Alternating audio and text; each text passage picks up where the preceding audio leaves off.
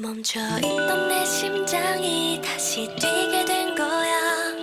혼자였던 내 맘. 안녕하세요. 오늘은 도쿄 하네다에서 뉴욕 JFK까지 하늘에서 가장 비싼 샴페인을 제공하는 걸로 유명한 일본항공 퍼스트 클래스를 리뷰해보려고 해요.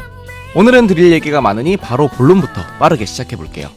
일본항공 퍼스트 클래스의 경우 일본항공 자체 마일리지보다 캐세이 퍼시픽의 아시아 마일즈를 이용하는 방법이 더 좋더라고요. 먼저 퍼스트를 예매하기 위해서는 현재 아시아 마일즈 13만 5천 마일이 필요해요. 아시아 마일즈로 전환할 수 있는 포인트가 예전에는 많았었는데 현재 가능한 부분은 현어플과 메리어트 포인트 전환 정도가 있을 것 같아요. 캐세이 퍼시픽은 자기네 좌석은 안 열어주면서 일본항공의 퍼스트 좌석은 360일 전에 열어주는데 1년 전에 예매해야 한다는 뜻이고 이 이후에는 예매가 매우 어려워요. 그리고 취소 시 꽤 큰 수수료가 있어서 이 점 감안하셔야 하고요. 이렇게 예매한 일본항공의 퍼스트 클래스를 타러 카운터에 갔더니 바로 이런 체크인 라운지로 안내해 주더라고요. 앉아서 기다리는 동안 짐은 알아서 붙여주시고 출국 심사까지 해주셔서 바로 출국장으로 나갈 수 있었어요. 기내용 짐은 이렇게 택을 붙여주십니다. 출국장으로 나가자마자 있는 112번 게이트 근처에 일본항공 퍼스트 라운지로 가볼까요? 이날 제가 밤샘 비행으로 싱가포르 나리타 에어재팬을 타고 바로 공항으로 온 거라 일단 샤워실로 달려갔어요. 샤워실은 화려하진 않았지만 필요한 건 전부 갖춰져 있는 모습이었고 어메니티의 경우에도 평범한 모습에 전체적으로 기억에 남지 않은 샤워실이었어요. 정신을 차리고 한층 위로 올라가면 있는 이 라운지의 명물 잘스 살롱부터 가봅니다. 여기에 가면 이렇게 활주로 전경을 볼 수가 있어요. 그리고 저기 일본항공의 최신 플래그십 A350-1000이 보이네요. 사실 저 비행기를 타려고 1년 전부터 예약한 거였는데 결국은 777에 당첨됐어요. 일주일 차이로 놓치게 된 저 A350-1000 1호기를 더욱 촉촉한 눈빛으로 바라봐줬고요. 그래도 내년에 다시 뉴욕에서 이곳으로 돌아오는 구간을 예매해뒀고 그때 A350-1000 리뷰를 다시 도전해보도록 하겠습니다. 아무튼 이 라운지는 술이 주제인 라운지인데 상당히 괜찮은 주류 리스트에 샴페인은 이 바롱드 로실드 샴페인이 준비되어 있었어요. 개인적으로 상당히 좋아하는 샴페인인데 또 이곳에서 마셔볼 수 있어서 좋았네요.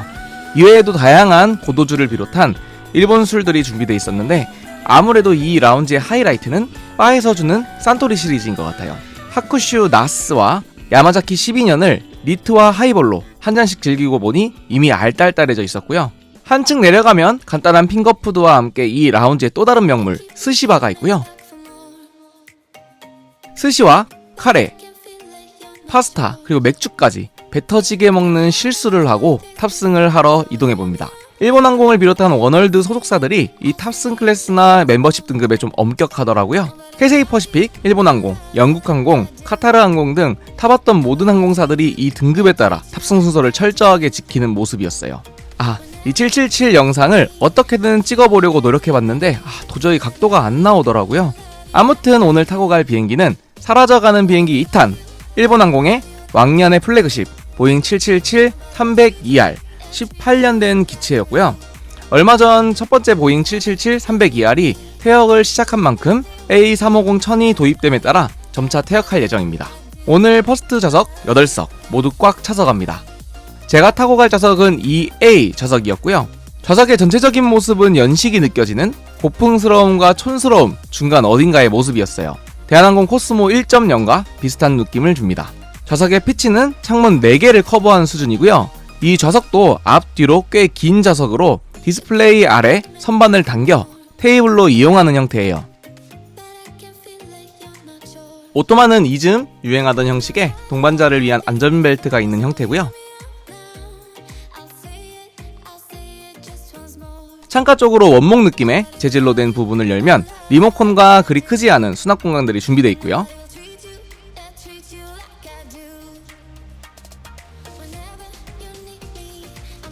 앞쪽으로 AC 전원과 USB 포트가 준비된 모습이에요. 좌석에는 기본적으로 아이 마스크와 어메니티 키트, 헤드폰 등이 놓여 있었는데 어메니티 키트의 경우 럭셔리보다는 실용성 쪽으로 방향을 잡은 것 같아요. 준비된 시세이도 화장품은 정말 잘 사용했지만 타 퍼스트의 어메니티 키트에 비하면 다양한 편의용품을 주는 반면 하나하나의 급은 좀 떨어지는 느낌이었어요. 헤드폰의 경우 파나소닉의 노이즈 캔슬링 헤드폰이 준비되어 있었습니다.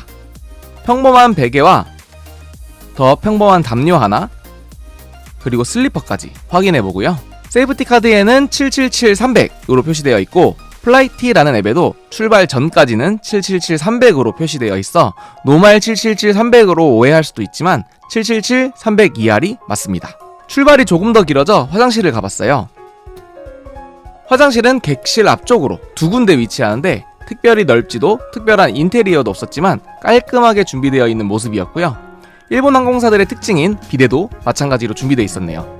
일본인들은 정말로 비데를 사랑하나 봅니다.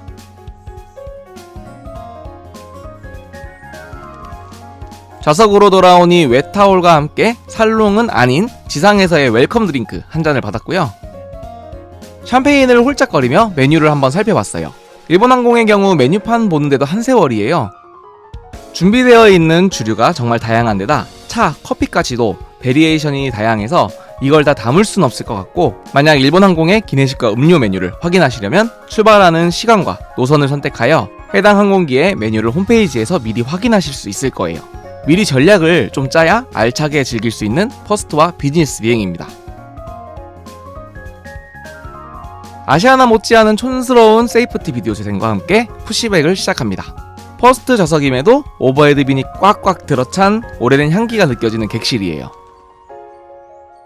테이블 위에 던져놓은 메뉴판도 위치해야 할 곳이 있더라고요. 세세한 곳까지 준비되어 있는 일본 특유의 느낌이 묻어나는 것 같아요.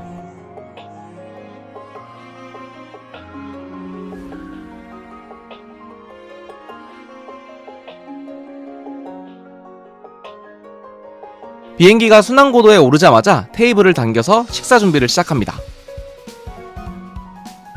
자, 이제 첫 번째 살롱을 받아볼게요.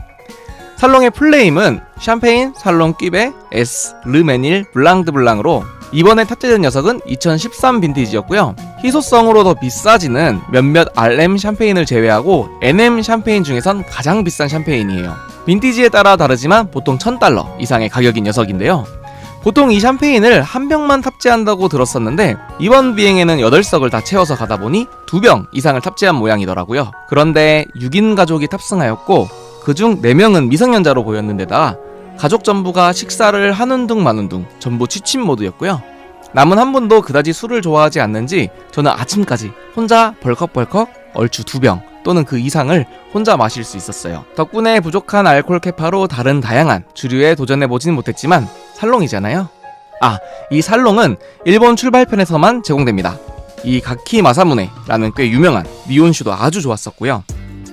일본에서 요새 와인을 많이 만드는데 그중 뿌띠망상이라는 프랑스 품종으로 일본에서 만든 이 화이트 와인도 나쁘지 않은 선택이었어요. 살롱과 더불어 일본항공 퍼스트에서만 즐길 수 있는 이 퀸 오브 블루라는 홍차도 정말 괜찮으니 도전해보시면 좋겠네요. 내리기 전 에스프레소와 무한 제공 생수 역시 음료면에서 너무나 알차게 준비되어 있는 일본항공의 퍼스트 클래스였어요. 식사의 경우 저녁은 와쇼쿠, 일본식 정찬을 선택했고요. 아뮤즈부시부터 시작해서 5가지 전체 요리가 준비되는데 메뉴는 조금씩 바뀌는 것 같지만 기본적으로 이 디스플레이를 유지하는 것 같아요. 메뉴에 그려져 있는 그대로 나오는 게 또 인상적이네요. 이어서 코스 순서대로 완자가 들어있는 스프가 나와 속을 한번 풀어줍니다. 다음 메뉴로는 랍스터와 우니, 캐비어가 젤리 형태의 소스와 함께 나왔는데요. 캐비어가 작을 뿐더러 맛도 특출나진 않았고 알루미늄 스푼을 제공하는 점이 조금 아쉬웠지만 이렇게 조립해서 먹어보니까 이게 그 유명한 성공의 맛인가 싶고 맛도 색다르고 재미있는 맛이었어요. 메인으로는 국, 밥, 반찬으로 이뤄진 일본식 차림이 제공되었는데 이미 지상에서 먹을 만큼 먹은 데다 여기까지도 양이 많아서 힘겨웠지만 결국 완밥해내고 맙니다. 간단한 디저트로 메인 코스를 끝내고 한숨 자고서는 간식을 시켜봤는데요. 메뉴상 위에서 두 번째 메뉴와 탄탄면을 주문했어요. 마찬가지로 눈이 번쩍 뜨이는 맛은 아니었지만 출출할 때 배고픔 달래기에는 충분한 정도였고요. 탄탄면 국물이 해장을 도와줘 다시 살롱을 마실 수 있는 힘을 주더라고요. 마지막으로 착륙 전 식사로 일본식 조식 한 상을 받았는데요. 하늘에서 먹는 갈치구이가 또 별미였습니다. 식사 이외에도 중간중간 계속 간식을 챙겨주셨고 갤리 앞쪽에는 물과 스낵이 항시 준비되어 있는 모습도 인상적이었네요. 웨딩 서비스를 요청하면 이렇게 승무원이 오셔서 침대를 만들어 주시는데요. 시트의 경우 소프트와 하드를 선택할 수 있으니까 취향에 따라 선택하시면 좋을 것 같아요. 저는 소프트를 선택했습니다. 모든 준비가 끝나고 간단한 주전부리와 술을 준비해놓고 뭔가를 틀어놓은 이 상태가 퍼스트를 탔을 때 가장 행복한 순간인 것 같아요. 좌석 양쪽에 달려있는 조명의 경우 광량도 충분하고 방향 조절이 가능해서 굉장히 유용했어요. 이렇게 극찬만 하고 끝내고 싶지만 사실 일본항공의 퍼스트 좌석의 문제라기보다는 일본항공이 전체적으로 IFE 쪽에 문제가 심각한 것 같아요. 사실 영화를 비롯해 즐길 거리가 별로 없는 데다 사용법 역시 직관적이지 않고 불편해서 퍼스트, 비즈니스, 이코노미 할 것 없이 에어쇼만 틀어놓고 개인 디바이스를 이용하게 만들더라고요. 또한 좌석이 오래된 형태인지라 어느 정도 가림막이 있다 하더라도 최신 좌석들에 비해 프라이버시 측면에서 조금 많이 부족한 편이었어요. 하지만 곧 퇴역을 앞둔 좌석에게 개선을 바랄 수는 없는 노릇이고 또 이런 오래된 좌석과 객실을 이 정도 상태로 잘 관리하는 일본항공도 참 대단한 것 같습니다. 오후 6시가 넘어 출발한 비행기가 같은 날 오후 6시에 도착하는 여름철의 미국 노선 특성상 미국 상공에서 계속 나신 상태였는데요. 창밖을 보면 미국이란 나라가 6시간을 비행해도 계속해서 다른 모습을 보여주는 정말 거대한 나라라는 사실을 또 알게 해주네요. 어느덧 13시간가량의 비행의 끝자락에서 맨하탄의 모습이 보여요. 하드웨어보다는 소프트웨어로 유명한 일본항공의 퍼스트를 이번에 경험해보면서 여기에 하드웨어마저 최고 수준으로 업그레이드된 A350-1000이 더 궁금해졌는데요. 음식부터 음료까지 일본만의 것으로 준비할 수 있는 문화적 강점과 그것을 뒷받침하는 기내 승무원의 섬세한 서비스, 그리고 살롱까지 너무 만족스러운 비행이었다고 말할 수 있을 것 같습니다. 접근이 상대적으로 쉬운 ANA의 퍼스트와는 또 다른 느낌의 서비스를 받아볼 수 있었어요. 내년 A350-1000의 탑승이 더 기다려집니다. 자, 이제 존 F 케네디 공항에 도착합니다. 워널드는 JFK 공항 8터미널을 이용하게 되고요. 주기되어 있는 항공기들도 영국항공, 카타르항공, 아메리칸항공 등 워널드 소속 기체들이 많이 보이네요. 타고 왔던 자리를 마지막으로 한번 봐주고 내려봅니다. 뉴욕에는 20년 만에 와보게 된 비행이었는데 악명 높은 JFK 입국 수속을 무사히 지나서 우버를 타러 가봅니다.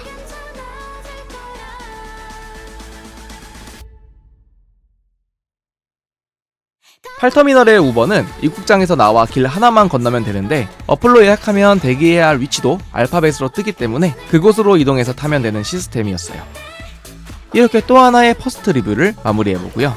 자주 타보고 싶지만 어쩌다 나오는 취소표를 제외하고는 1년 전 대기해야만 겨우 탈 수 있는 전설의 마일리지 좌석, 빨리 내년이 왔으면 좋겠네요. 이번 영상은 여기까지고요. 다음 영상에서 또 만날게요.